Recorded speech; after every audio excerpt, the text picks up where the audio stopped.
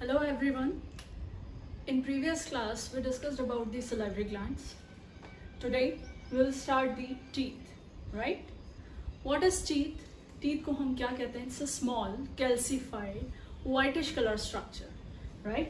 हमारे माउथ में, हमारी बकल कैविटी में अपर जॉ और लोअर जॉ दोनों में अरेंज होते हैं whitish calcified structure, जिनको हम कहते हैं teeth. अगर इनकी ओरिजिन देखी जाए तो they are ectomesodermal. Origin wise they are the ectomesodermal, right? Now teeth को हमने 3 पार्ट्स में डिवाइड किया है. First one is the crown, second is the neck and third one is the root. जैसे आप पढ़ते हैं, जैसे हम इंग्लिश वर्ड की बात करें, क्राउन, व्हाट इज क्राउन? जो मुकुट रानियां जो पहनती हैं, ठीक है, वो क्या है? That is crown. Just like that teeth का जितना पोर्शन आपका ऊपर दिखाई देता है व्हाइटिश, दैट पूरा जो रीजन है वो क्या कहलाता है? आपका क्राउन. मतलब आपका जो ये ऊपर जो पार्ट दिखाई देता है टीथ का व्हाइटिश, ये क्राउन कहलाता है. नेक अंदर की तरफ होती है, गम्स में एम्बेडेड होती है, और रूट जो है जितना दांत ऊपर दिख रहा है उससे कहीं ज्यादा जो है वो अंदर की तरफ होता है. तो रूट सबसे ज्यादा लेंथ कवर करती है, राइट? 3 पार्ट्स में. अब हम बात करें किसकी? एग्जामिनेशन पॉइंट ऑफ व्यू से अगर देखा जाए तो इनामल बहुत ज्यादा इंपॉर्टेंट है. सबसे पहले अगर मैं बात करूं इनामल की, तो इनामल को हम कहते हैं, पहला क्वेश्चन आता है hardest substance of animal kingdom, right? It is the hardest substance of the animal kingdom. फिर वहीं पे इनामल की हम बात करें, सेकेंड इज इसकी ओरिजिन क्या होती है? तो इनामल की ओरिजिन होती है आपकी, they are ectodermal in origin. Third question आपसे पूछा जाता है कि enamel is developed from, enamel का फॉर्मेशन किससे होता है? तो enamel is developed from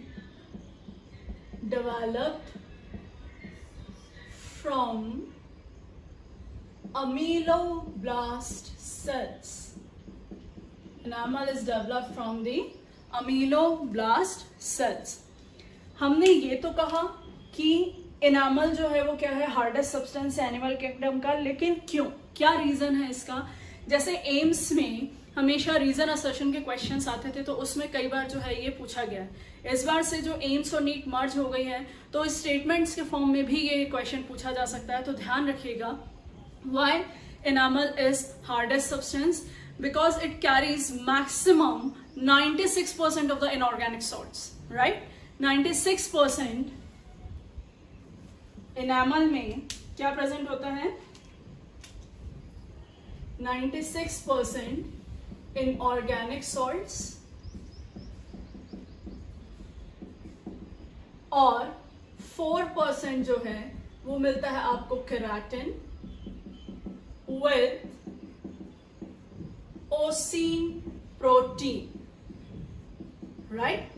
now the question is, inorganic salts की अगर हम बात करें तो इनऑर्गेनिक सॉल्ट्स में क्या आते हैं? जैसे मैं बात करूं calcium, magnesium, fluorine, sodium, potassium के जितने भी कार्बोनेट्स हैं, ठीक है, ये सब किस में आते हैं? इनऑर्गेनिक सॉल्ट्स में आते हैं.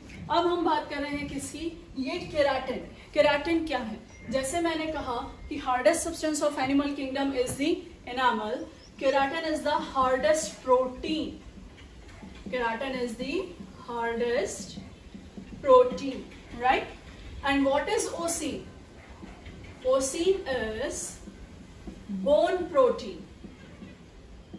Osine is bone protein, right?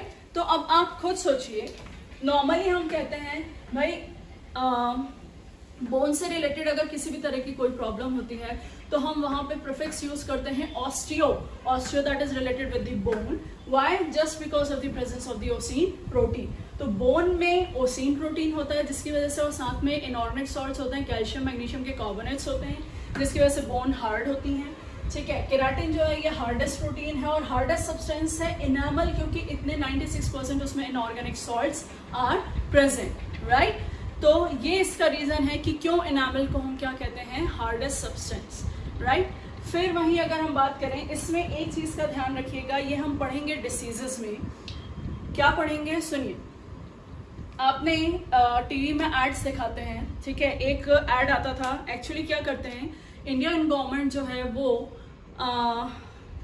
बहुत ज़्यादा मतलब जागरूकता फैलाने के लिए कई बार under the observation of the well qualified doctors इस तरह के एड्स बनाते हैं जिससे लोगों को अवेयर कराया जा सके, अवेयरनेस फैलाने के लिए कि आपके अगर आपके पानी में फ्लोरीन की मात्रा बहुत ज़्यादा है, ठीक है, अगर वाटर में फ्लोरीन का अमाउंट बहुत ज़्यादा है तो आपके जो टीथ हैं वो कैसे होने लगते हैं, व्हाइटिश से येलोइश अपीयरेंस लेने लगते हैं, राइट। या तो एक रीजन हो सकता है कि आप प्रॉपरली हाइजेनिक कंडीशन मेंटेन नहीं करते हैं जिसकी वजह से आपके जो टीथ्स हैं वो येलोइश डिस्कलरेशन हो रहा है। बट एक रीजन ये भी होता है। तो एक एड टीवी पे बनाया गया था, बहुत आ रहा था, जिसमें ये बताया गया कि उस हैंड पंप में क्या था, बहुत ज्यादा फ्लोरीन की मात्रा बहुत ज्यादा थी उसके पानी में, ठीक है, जिसकी वजह से उस जो छोटी सी बच्ची थी जिसपे पिक्चराइज किया गया है उसके पूरे दांत जो है वो येलोइश होके एकदम खराब होने लगते हैं। तो ध्यान रखिएगा, इसको हम कहते हैं मॉटलिंग ऑफ टीथ और द फ्लोरोसिस। क्या बोलते हैं, मॉटलिंग ऑफ टीथ और the fluorosis. When enamel exposed or comes in contact with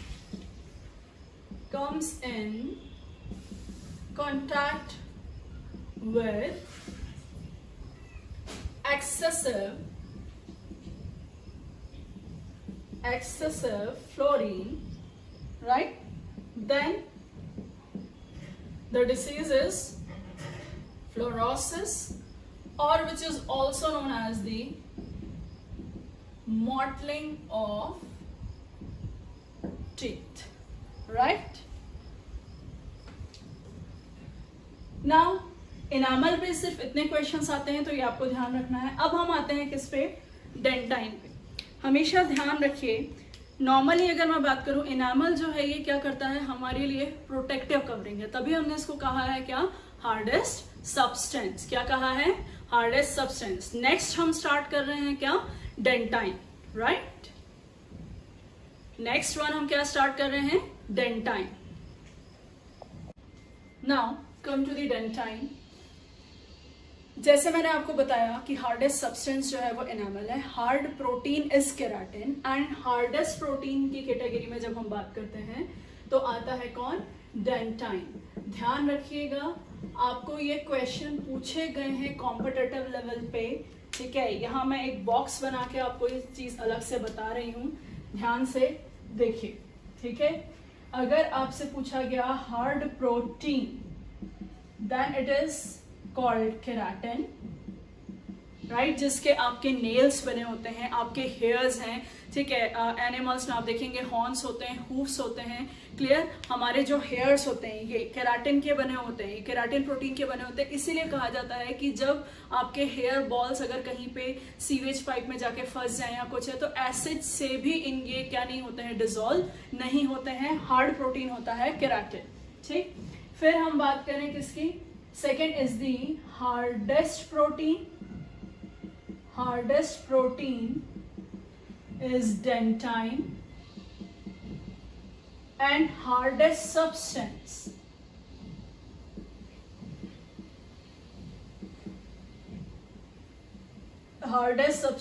is enamel, ठीक है। तो आपको ये तीनों को क्वेश्चन कंपैरेटिव स्टडी से क्वेश्चन पूछा जाता है, तो ये आपको ध्यान रखना है, कंफ्यूज नहीं होना। Hard protein is keratin, hardest protein is dentine और हार्डेस्ट सब्सटेंस इज एनामल। अब आप देखिए, जैसे यूजुअली हम बात करें, हम अपने दांतों से बहुत सारे ऐसे हार्ड सब्सटेंसेस हैं जिनको, जैसे हम अखरोट की शेल है वो भी कई लोग तोड़ लेते हैं। आपने अक्सर देखा है, जैसे कुछ वो टीवी में शोज आते हैं ना, रोडीज वगैरह, ठीक है, उनमें क्या दिखाते हैं कि भाई उसमें या मैन वर्सेस वाइल्ड में भी ऐसा कि दांतों से चेन पकड़ के, चेन के थ्रू ट्रक को पकड़ के खींच रहे हैं। तो आपने कभी ये सोचा कि उनके दांत टूटते क्यों नहीं है, या कोई भी ऐसा कच्चे चने चबा रहे हैं या कुछ है, या लोहे की चीज को दबा रहे हैं तो उससे दांत को कोई नुकसान क्यों नहीं होता? ये ये आपकी ये रीजन है हार्डेस्ट प्रोटीन और हार्डेस्ट सब्सटेंस दोनों की कवरिंग मिलती है। सबसे आउटर मोस्ट मिलती है इनामल, उसके अंदर मिल रही है डेंटाइन। ठीक है, ये जो आपको दिखाई दे रहा है डेंटाइन में आपको ये जो पाइप जैसी स्ट्रक्चर्स दिखाई दे रहे हैं, दीज आर कॉल्ड दी कैनालिक्यूलीज। क्या कहलाती हैं? कैनालिक्यूलीज, जिससे कि क्या होता है, न्यूट्रिशन जाता है और डेंटाइन की स्ट्रेंथ को मेंटेन रखता है। कौन?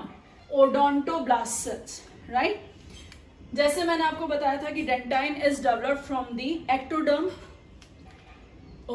enamel is developed from the ectoderm, dentine is developed from the mesoderm, और rest of the part of tooth is developed from the originate from the mesoderm, right? फिर डेंटाइन के case में हम बात करें, जैसे मैंने आपको कंपैरेटिव बता रही हूँ कि इनामल में 96% बताया इनऑर्गेनिक सॉल्ट्स, वहीं डेंटाइन में होता है 70% इनऑर्गेनिक सॉल्ट्स मिलेंगे। और वहीं ये जो सीमेंट है, सीमेंट में आपको मिलता है 65% इनऑर्गेनिक सॉल्ट्स, राइट। फिर आपसे क्वेश्चन पूछा जाता है कि डेंटाइन इज सिक्रीटेड बाय, किससे सिक्रीट होता है? तो ध्यान रखिएगा, dentine is secreted by odontoblast cells. Dentine is secreted by the odontoblast cells, ठीक है। डेंटाइन, ये एक डेंटाइन जो है ये पूरी पल्प कैविटी को, डायग्राम पे ध्यान दीजिएगा, डेंटाइन सराउंड्स दी पल्प कैविटी। डेंटाइन ने पूरी पल्प कैविटी को सराउंड करके रखा है। और ये पल्प कैविटी क्या है? दैट इज द कैविटी जिसमें से सारी ब्लड वेसल्स और नर्व्स जो है वो क्या करती हैं? एंटर करती हैं, ठीक है। और साथ में पल्प कैविटी के जस्ट नीचे मिलती हैं ये ओडोंटोब्लास्ट सेल्स जो कि डेंटाइन का सिक्रीशन करती हैं। ये इन कैनालिक्यूलीज के थ्रू जो है वो ब्लड में जाती हैं, ब्लड के थ्रू वापस से ये कैनालिक्यूलीज के कांटेक्ट में आती हैं और डेंटाइन को क्या करती हैं? मेंटेन करती हैं, राइट। तो ध्यान रखिएगा, मैंने आपसे कहा कि डेंटाइन क्या करता है? सराउंड्स दी पल्प कैविटी, राइट। अब एक क्वेश्चन आता है, pulp cavity, why pulp cavity is so necessary? क्यों जरूरी है? Pulp cavity is necessary for the survival of teeth. अगर पल्प कैविटी हमारी प्रॉपरली वर्क नहीं करेगी तो उसमें से ब्लड वेसल्स और नर्व सब पास होती हैं, इस वजह से हमारा दांत जो है वो बहुत लंबे समय तक सर्वाइव नहीं कर पाएगा, राइट। फिर वहीं पे हमारी पल्प कैविटी लेकिन एक पर्टिकुलर टाइम ड्यूरेशन के बाद जो है क्या हो जाती है? श्रिंक हो जाती है। और यही वजह है जिसकी वजह से आपकी जो ये डेंटाइन सिक्रेटिंग सेल्स हैं ओडोंटोब्लास्ट, ये भी क्या हो जाती हैं? श्रिंक हो जाती है, ठीक। यही कारण है, आप देखो, परमानेंट टीथ का सेट आने के बाद कभी भी अगर एक्सीडेंटली, कई बार होता है ना कि एक्सीडेंटली आप गिर जाएं तो दांत का एक छोटा सा पीस अगर टूट जाए तो क्या वापस से रीजनरेट कर जाता है? नो, ठीक है, कभी भी रीजनरेट नहीं करेगा। इस बात का आपको ध्यान रखना है। Why? Because of the shrinkage of the pulp cavity and the odontoblast cells, right. तो ये आपको ध्यान रखना है। लेकिन अब इसमें कंपैरेटिवली हमसे पूछा जाता है, किसके केस में? रैबिट से कंपेयर किया जाता है, ठीक है। रैबिट की जो इंसीजर्स हैं, इंसीजर ये सामने वाले जो दांत होते हैं, ठीक है, इंसीजर्स की जो पल्प कैविटी है ये लाइफ लॉन्ग क्या रहती है? Open, right. यही वजह है कि अगर रैबिट का एक दांत टूट जाए, इधर ध्यान दीजिएगा जरा, ठीक है, ये उसके दांत हैं, अगर उसका सपोज अपर जॉ पे ये वाला दांत इंसीजर टूट गया तो ये नीचे वाले को ग्रो करने के लिए कंटिन्यूसली क्या मिल जाएगा? स्पेस मिल जाएगा। तो नीचे वाला जो है वो कंटिन्यूसली क्या करने लगता है? ग्रो करने लगता है, जिसकी वजह से ऐसा नहीं है कि ऊपर वाला जो टूटा है वो ग्रो नहीं करेगा, लेकिन वो जब तक वहां तक पहुंचेगा, नीचे वाला ऑलरेडी क्या है? डेवलप्ड है, तो वो और ज्यादा उसको स्पेस मिल जाएगा आगे बढ़ने के लिए, जिसकी वजह से रैबिट अपना माउथ जो है वो बंद नहीं कर पाएगा, राइट।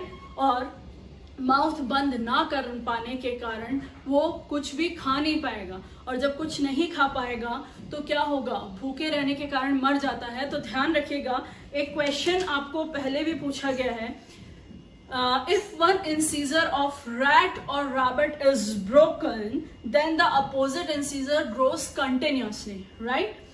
फिर finally the animal neither can close the mouth nor gnaw the food. Gnawing का मतलब होता है क्या करना? कुतरना, ठीक है, जैसे आपने चूहे और रैबिट को खाना खाते देखा है ना, इधर ध्यान दे कैसे खाते हैं, ये मूवमेंट होता है, ठीक है। तो जो ये प्रोसेस को कहते हैं हम क्या, ग्नॉइंग, ठीक है। तो आपसे क्वेश्चन ये पूछा गया कि क्या होगा, एनिमल सरवाइव कर जाएगा, एनिमल का दूसरा टीथ आ जाएगा, कोई प्रॉब्लम नहीं होगी, या animal dies due to the broken tooth, और animal dies due to the starvation. तो the most appropriate answer is the animal dies due to the starvation, भूखे रहने के कारण वो मर जाएगा, ठीक है। तो ये हमको ध्यान रखना है, राइट। फिर ये इससे रिलेटेड आपके सारे क्वेश्चंस आते हैं। अच्छा, एक चीज और ध्यान रखिएगा, हम ये कहते हैं भाई बच्चों को हम बहुत सारी चीजों से डराते हैं बेटा, ठीक है, उनको बहुत बेवकूफ़ बनाते हैं। जैसे हम छोटे थे तो हमको भी ये कहा जाता था, अच्छा ये चीज़, वो बेर की गुठली खाई तो पेट में पेड़ उग जाएगा। आज तक हुआ क्या ऐसा? नहीं होता ना, ठीक है। सेम एज दैट, ध्यान से सुनिएगा, बच्चे जो हैं वो कहीं मिट्टी खाते हैं, चॉकलेट्स एक्सेसिव खाते हैं, बहुत ज़्यादा मीठा खाते हैं, और अगर हम प्रॉपरली हाइजीनिक कंडीशन मेंटेन नहीं करते हैं, ठीक है, क्यों हमको बचपन से सिखाया जाता है कि हमें ब्रश करना चाहिए, सुबह उठ के तो हम करते ही हैं, लेकिन रात में सोने से पहले भी आपको ब्रशिंग करनी चाहिए, राइट। वाई? क्योंकि दिन भर जो आप खाते रहते हैं, ठीक है, दिन भर तो आप कुछ ना कुछ खाते रहते हैं, पानी भी पीते हैं, तो वो इधर उधर जो है वो चला जाता है। टंग जो है हमारी वो टूथ क्लीनर भी कहलाती है, ठीक है। आप ऐसे करते हो ना खाने के बाद, तो ये क्या कर देता है, आपकी टीथ को क्लीन कर देता है, ठीक। लेकिन इन केस ऑफ हम बात करें किसकी, रात के टाइम पे, रात में जब आप खाना खाने के बाद जो है बिना अगर आप ब्रश के सो जाते हैं, तो हमारे माउथ में एक बैक्टीरिया प्रेजेंट होता है जिसको हम बोलते हैं लैक्टोबैसिलस, ठीक है। ये लैक्टोबैसिलस क्या करता है, जब भी हम कुछ खाते हैं तो विद इन 20 to 30 मिनट्स वो एक प्लैक का फॉर्मेशन कर लेता है, ठीक है। एक येलोइश कलर का सब्सटेंस नहीं हमारे दांतों के कॉर्नर्स पे, मार्जिन्स पे डिपॉजिट हो जाता है, ठीक है, उसको हम बोलते हैं प्लाक। क्या बोलते हैं? प्लाक।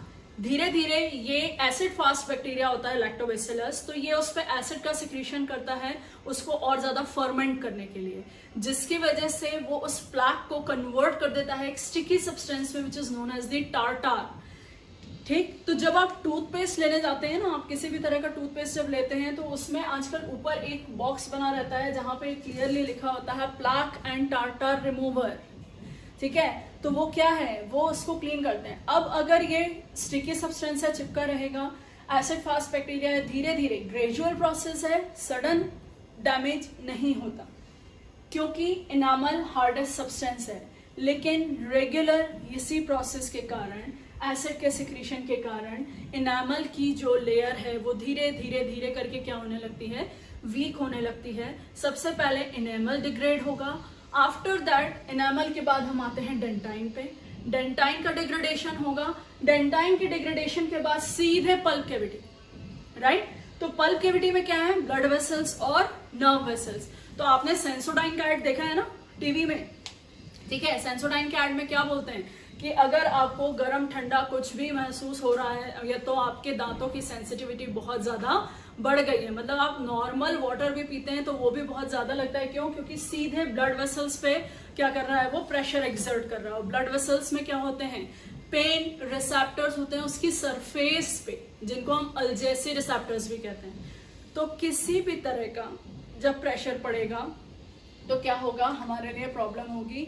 और यही वजह है कि जिसको हम क्या कहते हैं, हम बोलते हैं डेंटल कैरीज। ये मैंने आपको जो बताई सारी प्रोसेस, ये क्या कॉज कर देता है, अगर हम ओरल हाइजेनिक कंडीशन मेंटेन ना करें, टीथ की कंडीशन मेंटेन ना करें, तो डेंटल कैरीज, कैविटीज जिसको आप कहते हैं, वो डेवलप्ड हो जाती हैं, राइट। तो ये आपको ध्यान रखना है। मैंने आपको डेंटाइन से रिलेटेड भी एक डिसीज बताई, जैसे इनामल से रिलेटेड मैंने फ्लोरोसिस बताया था, वैसे ही डेंटाइन से रिलेटेड मैंने आपको बताया dental caries, which is also known as the cavities, right? ठीक है, तो ये आपको क्वेश्चन पूछा जाता है और ये ध्यान रखना। Now, come to the types of teeth. On the basis of structure and their function, 4 types of teeth are present.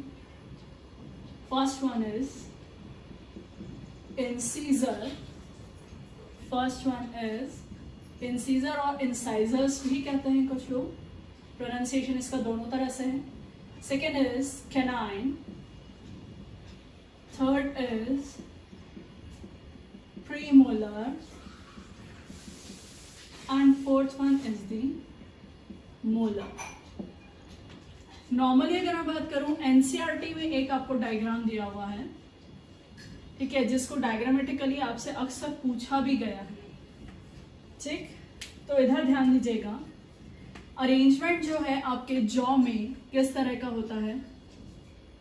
ये आते हैं सबसे पहले इधर incisors,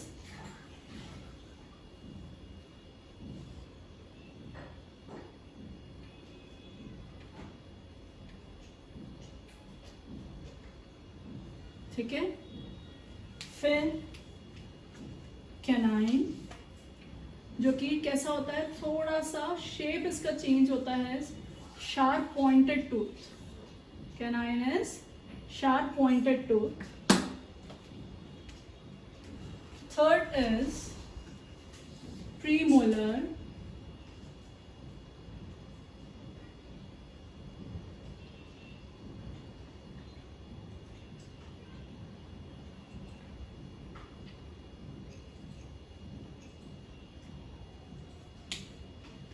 and the fourth one is molar.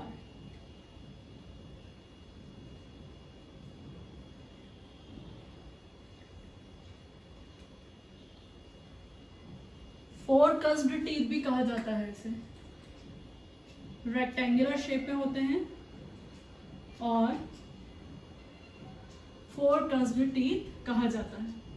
Right, तो ये आपको ध्यान रखना है. इस तरह का इसमें क्या है, अरेंजमेंट है.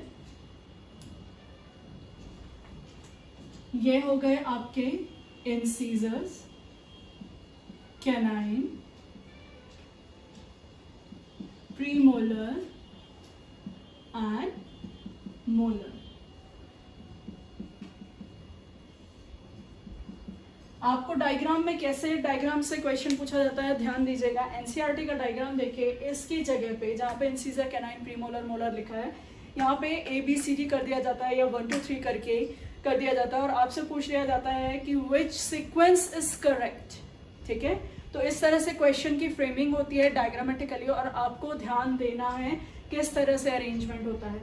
ये अपर जॉ को हम इसको जब पढ़ते हैं तो ध्यान रखिएगा, इसको हम दो इक्वल हाफ में डिवाइड कर देते हैं. ठीक है, तो इसका हम क्या बोलते हैं और इस तरह से हम क्या बनाते हैं, डेंटल फॉर्मूला. ठीक है, हम क्या बनाते हैं, डेंटल फॉर्मूला, जो अभी हम आगे पढ़ेंगे. बट यहाँ मैं आपको बता रही हूँ किस तरह का होता है डेंटल फॉर्मूला, सिर्फ यहाँ डिफाइन कर रही हूँ, ध्यान से सुनिएगा. डेंटल फॉर्मूले में हम इसका एक फॉर्मूला बनाते हैं, this is incisor, canine, premolar and molar. ठीक है, क्योंकि मैंने क्या कहा कि इसको हमने दो पार्ट्स में डिवाइड किया है, अपर जॉ और लोअर जॉ. ठीक है, इंसीजर 2, 1 कैनाइन, 2 प्रीमोलर, 3 मोलर. ठीक है, लोअर जॉ में भी ये ह्यूमंस के डेंटल फॉर्मूला बता रही हूँ मैं. ये ह्यूमन और मंकी का डेंटल फॉर्मूला का एग्जाम्पल लिया है मैंने, जो मैं आपको आगे समझा रही हूँ. 2 1 2 3. क्योंकि ये हाफ है इसलिए इसको हम क्या कर देते हैं, इंटू 2.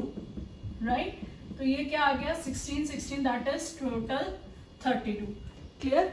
तो नंबर, हम डेंटल फॉर्मूले पे भी आपको क्वेश्चन पूछा जाता है कि व्हाट इज डेंटल फॉर्मूला, तो that is the number of teeth और arrangement of teeth in upper jaw and lower jaw. Right, that is called the dental formula. Now come to the first, incisors. Incisors का जो use है वो किसके लिए होता है, कटिंग के लिए. जब आप एप्पल कट करते हो तो आप क्या करते हो, सामने से कट करते हो. ठीक है, लेकिन आप जब गन्ना खाते हैं, गन्ने को खाने के लिए क्योंकि उसकी हार्ड शेल होती है, आप क्या करते हो, कैनाइन थोड़ा सा दांत में साइड से ऐसे लेके खींचते हैं. राइट, क्यों, क्योंकि कैनाइन का फंक्शन होता है, ये शार्प और पॉइंटेड टूथ होते हैं, तो टेयरिंग एंड वेयरिंग के लिए यूज होता है. किसके लिए, टेयरिंग एंड वेयरिंग, चीरने फाड़ने के लिए. ठीक है, फिर वहीं हम बात करें किसकी, प्रीमोलर टेयरिंग एंड च्यूइंग के लिए, और molars is use for the chewing. Clear? तो ये इस तरह से इनमें क्या होता है, इनका अरेंजमेंट होता है। Now come to the incisors. Humans के केस में अगर हम बात करें, ठीक है, ये एक्चुअली एक लैटिन वर्ड से लिया गया है इंसाइजर, जिसका मतलब होता है टू कट। क्या करना? To cut, right? तो ह्यूमंस में आप देखिए 1 2 3 4, 4 ऊपर है और 4 नीचे लोअर जॉ में, तो टोटल कितने हो गए? ह्यूमंस में 8 इंसीजर्स मिलते हैं, ठीक है। लेकिन वहीं आपको कंपैरिजन पूछा जाता है, maximum incisors are present in opossum. Opossum इसमें होते हैं 18। ये एक्चुअली क्या है? ये मार्सुपियल है, ध्यान रखिएगा। मैक्सिमम नंबर ऑफ टीथ अगर मैमल्स में आपसे पूछा जाता है तो इसमें होते हैं, ह्यूमंस में हम वैसे मानते हैं 32, ठीक है, लेकिन ओपोसम के होते हैं 50। Number of teeth is 50। तो maximum in case of mammals, maximum teeth is present in opossum. लेकिन अगर नॉन मैमेलियन में पूछा जाए, ठीक है, तो वो सबसे ज्यादा होते हैं एलिगेटर और क्रोकोडाइल में, ठीक है। फिर वहीं पे हम बात करें आर्मडिलो की। आर्मडिलोज में इंसीजर्स एब्सेंट होते हैं, एक भी इंसीजर प्रेजेंट नहीं होता, राइट? इंसीजर्स का यूज मेनली ये वेल डेवलप्ड होते हैं किसमें? They are well developed in gnawing animals, right? Gnawing animals. जैसे मैंने अभी आपको, जैसे गिलहरी खाना खाती है, आपने देखा ना गिलहरी को, स्क्विरल को, ठीक है, रैबिट है, रैट है, स्क्विरल है, ये किस तरह से खाना खाते हैं? ये इस तरह से मूव करते हैं ना अपना, ठीक है, दांत सामने के, और फिर उससे कुतरते जाते हैं, ठीक है। तो ग्नॉइंग को अगर मैं हिंदी में बोलूं तो दैट इज कुतरना, ठीक है। तो वेल डेवलप्ड होते हैं किसमें? इंसीजर्स में, क्योंकि ये इंसीजर्स का ही यूज करते हैं, राइट? फिर आपसे पूछा जाता है, ये बहुत फेवरेट क्वेश्चन रहा है सभी एग्जाम्स का, ध्यान से सुनिएगा, tusk of elephant. Tusk of elephant. Tusk क्या है जानते हैं ना? हाथी के जो वो दांत निकले होते हैं, ठीक है, हाथी के दांत, ये किसका मॉडिफिकेशन है? तो दे आर दी, ये क्वेश्चन आता है, मॉडिफिकेशन ऑफ अपर इंसीजर। थोड़ा ध्यान रखिएगा, modification of upper incisor. Modification of upper incisor is tusk of elephant, ठीक है। और इनकी स्पेशलिटी ये होती है कि ये अपने टस्क का यूज जो है सिर्फ प्रोटेक्शन के लिए करते हैं, कभी भी ईटिंग पर्पस के लिए नहीं करेंगे, ठीक है। फिर इनके टस्क से रिलेटेड एक क्वेश्चन आपको पूछा जाता है आइवरी का। What is Ivory? आपको पता है ना, टस्क ऑफ एलिफेंट, टस्क की जो है वो स्मगलिंग भी की जाती है, ठीक है। तो ये इलीगल है। हाथी के दांतों को बेचकर, क्या मतलब उनको तोड़ के क्या किया जाता है, उनको बेच दिया जाता है, उनकी स्मगलिंग की जाती है just because of the Ivory, जो कि बहुत महंगी होती है, ठीक है। और इसके बहुत सारे ऑर्नामेंट्स बनाने में यूज होता है, हम होम ऑर्नामेंट्स बनते हैं, ठीक है। यूजुअली जो फीमेल्स पहनती हैं ऑर्नामेंट्स, उनमें भी इनका यूज होता है। तो आपसे ये पूछा जाता है कि एक्चुअली आइवरी क्या है? तो that is the part of dentine, ये ध्यान रखिएगा, right? Ivory is the part of dentine, ठीक। ये हैं इंसीजर्स, जो कि वेल डेवलप्ड होते हैं किसमें? ग्नॉइंग एनिमल्स में। आपको जो क्वेश्चन आता है वो मैंने आपको बताया। Now we come to the next, canine.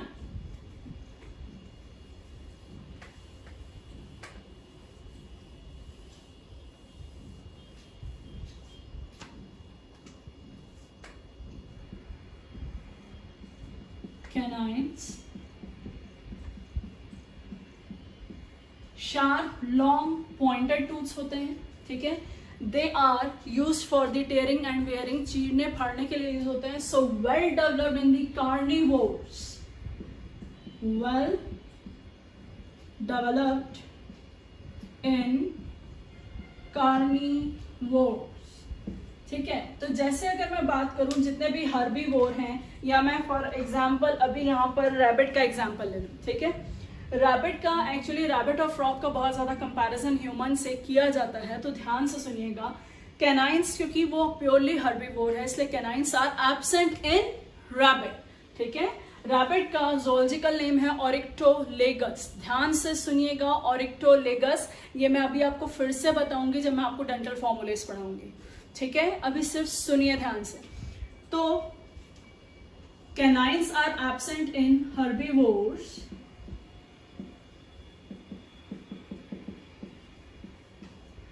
herbivore.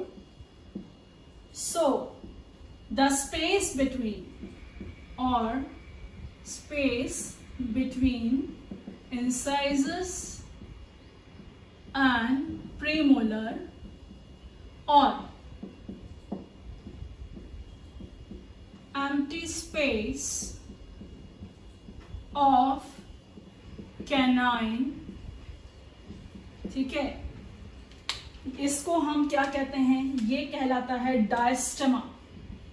ये क्वेश्चन पूछा गया है कॉम्पिटिटिव एग्जाम्स में कई बार, सो आपको ये ध्यान रखना है, राइट। इसको हम क्या कहते हैं, diastema. Space between the incisors and premolar, क्योंकि कैनाइन एब्सेंट है, ठीक है। या हम इसको कह सकते हैं कि empty space of canine in the herbivores is known as the diastema, right. मैंने आपसे कहा कि canines are well developed in the carnivores, why, just because of the tearing, it is used in tearing and wearing. मांस को चीरने फाड़ने में ये ज्यादा यूज होते हैं, इसीलिए ऐसा है। अब आपके दिमाग में कई बार ये भी क्वेश्चन आता है कि हम ह्यूमंस में भी बहुत से वेजिटेरियंस होते हैं, नॉन वेजिटेरियंस होते हैं, ठीक है। तो हमारे कैनाइन्स भी क्या वेल डेवलप्ड होते हैं, लेकिन आप देखेंगे हम सभी में ऐसा कुछ नहीं मिलता आपको कि कैनाइन्स जो हैं वो किसी जो नॉनवेज खाते हैं उनके बहुत ज्यादा डेवलप्ड है, नो, ऐसा नहीं है, ठीक है। क्यों वजह, क्योंकि हम अपनी विल के अकॉर्डिंगली, कुछ लोग जिनके फैमिली में भी नॉनवेज खाते हैं उनमें से कुछ ऐसे भी होते हैं कई बार जो नॉनवेज हाथ भी नहीं लगाते, ठीक है। तो दांतों की कंसिस्टेंसी उसमें चेंज नहीं होती, लेकिन जहां हम बात कर रहे हैं प्योरली कार्निवोर्स की, हम ओमनीवोर हैं, ठीक है। हम क्या हैं, ओमनीवोर, वेज नॉन वेज दोनों खा सकते हैं। लेकिन जैसे कार्निवोर्स में स्पेशली आप लायन के देखिए टीथ, कैनाइन्स वेल डेवलप्ड होते हैं, बहुत ज्यादा शार्प होते हैं, बड़े बड़े होते हैं। स्नेक्स के देखिए, ठीक है, तो सेम वेल डेवलप्ड होते हैं ये कार्निवोर्स में। अब इसमें आपको एक क्वेश्चन आता है कैनाइन्स के केस में, tusk of walrus, tusk of walrus, ये क्या है, तो दैट इज, जैसे मैंने आपको बताया था यहाँ tusk of elephant, modification of upper incisor, same as tusk of walrus is the modification of canine, right. ये आपको ध्यान रखना है। वहीं अब हम बात करें किसकी, नेक्स्ट हमारे हैं प्रीमोलर्स पे। प्रीमोलर्स की स्पेशलिटी ये है कि ये ट्रायंगुलर शेप के होते हैं और इन्हें क्या कहा जाता है, ट्रांजिशनल टूथ, ठीक है। क्या कहा जाता है, transitional tooth. Premolar also known as transitional tooth, ठीक है। और किसके लिए यूज होते हैं ये यूज होते हैं च्यू करने के लिए। लेकिन अगर हम छोटे बच्चे में देखें, ठीक है, छोटे बच्चे के डेंटल फॉर्मूला जो है वो ह्यूमन के डेंटल फॉर्मूले से, अडल्ट्स के डेंटल फॉर्मूले से डिफरेंट होता है।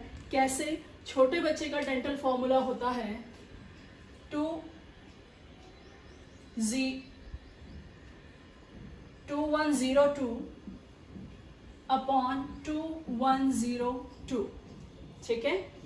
प्रीमोलर्स एब्सेंट होते हैं और थर्ड मोलर एब्सेंट होता है किसमें, जो उनका टेम्पररी टूथ सेट होता है, ठीक है। तो ये आपको ध्यान रखना है 2102 अपॉन 2102। एक चीज और ध्यान रखिएगा, नई एमटीजी में शायद ये एमटीजी की जो बुक आती है उसमें शायद करेक्शन आ गया है, बट पुरानी एमटीजी में पहला ही क्वेश्चन दिया हुआ है, बच्चे के चाइल्ड का डेंटल फॉर्मूला पूछा गया है और उसमें डेंटल फॉर्मूला 2120 दिया हुआ है, जो कि गलत है। तो आप क्वेश्चन सॉल्व करते टाइम आपको ये चीजें ध्यान रखनी है, ठीक है। तो 2102 होता है।